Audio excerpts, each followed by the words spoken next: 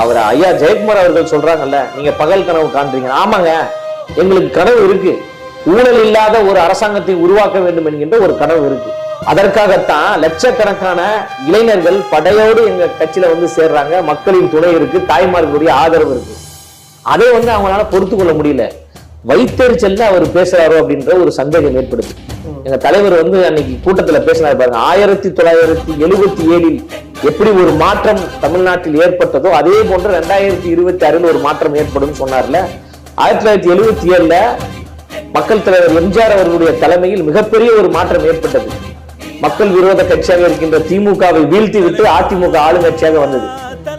எம்ஜிஆர் அவர்களுக்கு பின்னாடி இருந்தது இளைஞர் கூட்டமும் தாய்மார்களுடைய கூட்டமும். அதே போன்று லட்சக்கணக்கான இளைஞர்களுடைய கூட்டமும் தாய்மார்களுடைய கூட்டமும் எங்க தலைவருக்கு பின்னாடி நிற்கிறாங்க. தலைவர் அவர்கள் தமிழ்நாட்டின் முதலமைச்சராக வேண்டும் என்று தமிழ்நாட்டு மக்கள் விரும்புறாங்க, ஆதரிக்கிறாங்க.